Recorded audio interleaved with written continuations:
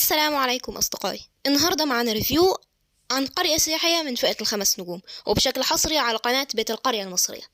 الفندق فيه 4 مطاعم متخصصة بالإضافة للمطعم الرئيسي، و4 بارات للسناكس والمشروبات. أما بالنسبة للشط فهو صخري مع وجود ممشى طويل عند آخره. عمق المياه بيكون حوالي 170 سنتي. بالنسبة للبولز فهي على عمق 50 و110 و150 سنتي، بالإضافة لوجود بول بالقرب من الأكوا بارك متدرج في العمق لحد 170 سنتي. وده ينقلنا للنقطة اللي بعدها واللي هي الأكوا بارك، وهما 2، واحدة للكبار والتانية للأطفال. واللي بيخاف وقلبه مش جامد خليه في بتاعة الأطفال. في فيديو النهاردة هنتكلم عن التشيك إن والغرفة، وفي الفيديوهات الجاية إن شاء الله هنتكلم عن كل حاجة بالتفصيل، بقى البارات والمطاعم والبحر والبولز والكلام ده كله.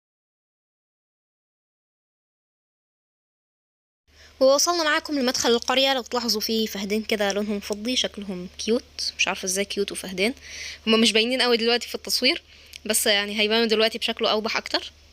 دلوقتي هندخل الريسبشن وناخد نلبس الاساور، وهناخد في ورقة فيها مواعيد المطاعم، ودي بتحجزوا بيها المطاعم المتخصصة. الريسبشن في الدور الثالث، هتنزل الدور الاول عشان تعرف تدخل القرية، والشنط هتروح للغرفة، فمحدش يشغل باله بشنط ولا حاجة. واخيرا اصدقائي دخلنا القرية. هناخد جولة سريعة كده سياحية، هبقى المرشد السياحي بتاعكم فيها، وندخل الغرفة اعمل لكم ريفيو عنها، وفي الفيديوهات الجاية ان شاء الله هنتكلم بقى عن التفاصيل. على ايدكم الشمال هتلاقوا المطعم الايطالي، وده احد المطاعم المتخصصة وهنتكلم عنه في الفيديوهات الجاية ان شاء الله. بعد كده على الناحية اليمين، على ايدكم اليمين هتلاقوا دي شاليهات، دي بتبقى للأونر، بتبقى مساحتها حوالي 40 متر، وتاخد الدور الاول بالجاردن بتاعته والدور التاني بالروف. على ايدكم الشمال بقى في صالة جيم، وفي الوحدات الفندقية، ودي بتبقى الجست اللي زينا اللي نازلين يعني اللي هو مع فوق.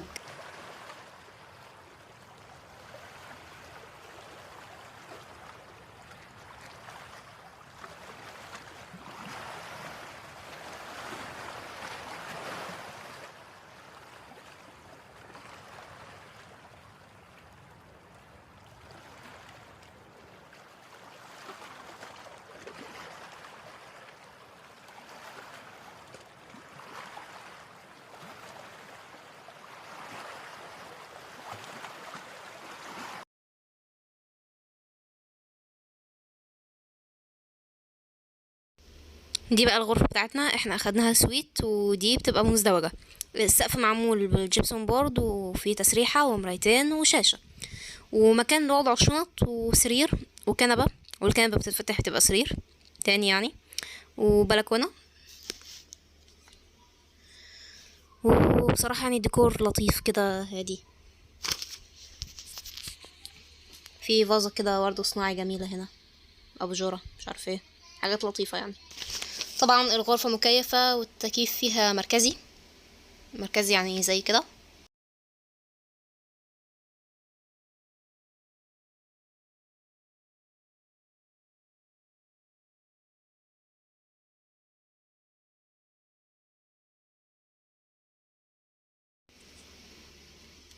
بعد كده معانا WC.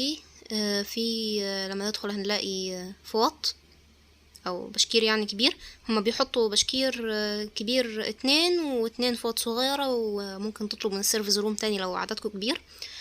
وفي واحدة عند على الارض، وفي استشوار، وطبعا في مراية كبيرة عشان نعمل عليها الاستشوار، وفي بيحطوا صابون وشاور جل، وممكن برضو تطلب تاني من السيرفيس روم، مفيش مشاكل. ودي بقى الغرفة التانية، يعني الجزء التاني من الغرفة، في مرايتين وفازة ورد صغيرة كده زي اللي برا.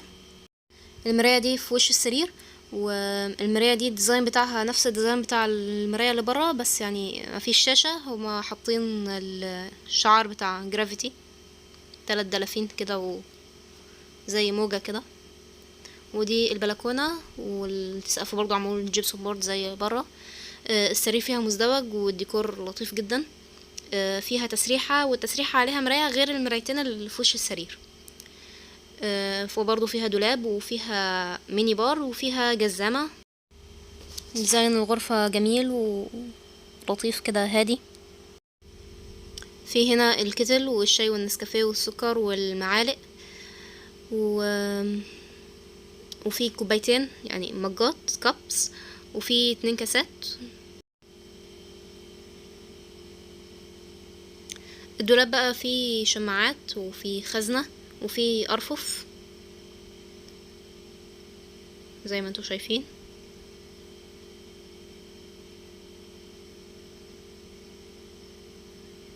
في هنا اباجوره صغيره كده للي عايز يصحى بالليل كده ويقرا، وفي تليفون ارضي بقى عشان تتصل بالسيرفز روم، يعني لو حابب تزود عدد فوط، تزود عدد ميه كده يعني.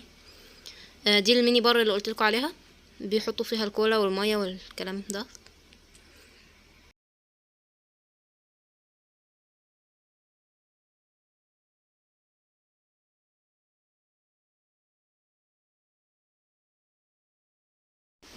هنا بقى كنا اتصلنا بالسيرفز روم وقلنا لهم عايزين فوط وبشاكير تاني وشامبو وشاور جل والكلام من ده.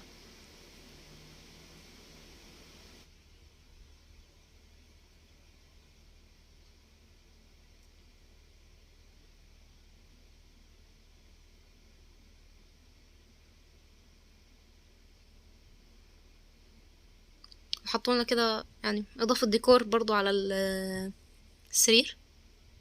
ودي البلكونه ليها مدخل من الاوضه دي ومدخل من الاوضه التانية اللي شفناه واحنا داخلين في الوش. طبعا في زي قفل كده على البلكونه عشان يعني لو في اطفال ما يطلعوش البلكونه ويعني يتعوروا او يقعوا لا قدر الله. فاتاكدوا ان لو معاكوا اطفال اقفلوا القفل دوت كويس. البلكونه مساحتها حلوه ولطيفه كده وهاديه، وبتديكوا فيو حلو على القريه، تحس ان القريه كلها كده قدام عينك. بس انت كده مش شايف غير نص القرية، لان المبنى بتاع القرية معمول على حرف يو، فانت حرفيا ما شايفش غير النص. هتشوف النص التاني بقى لما تاخد جولة. البول اللي قدامنا دلوقتي متدرج في العمق من 50 ل150 سنتي. الدايرة الصغيرة دياتي 50 وفي بعدها 110 وبعديه كده جوه 150 سنتي. في هناك البول دواتي 110، نصه 110 ونصه 150. لو تلاحظوا فيه هناك كيدز اريا، دي بيبقى فيها مراجيح للأطفال وفيها ألعاب لطيفة كده، تسلق وحاجات زي كده. وفي جوه زي حضانة بيدخلوا ويلونوا ويرسموا ويستمتعوا بوقتهم. وفي المطعم الصيني، وده برضو أحد المطاعم المتخصصة هنتكلم عنه قدام. ونسيبكم بقى مع مقتطفات سريعة وجميلة كده للقرية.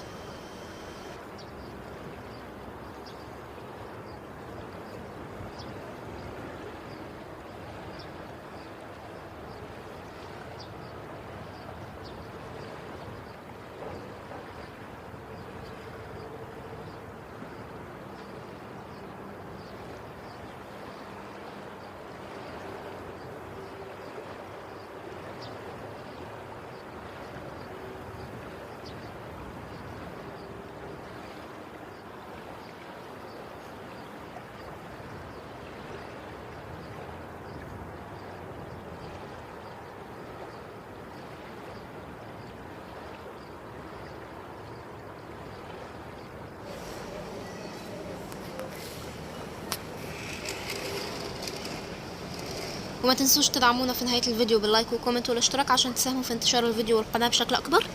وإن شاء الله في الفيديوهات الجاية هنتكلم عن المطاعم المتخصصة، وهنتكلم عن البحر والبولز والبارات والكلام ده كله، وهنرد على كل أسئلتكم في الكومنت.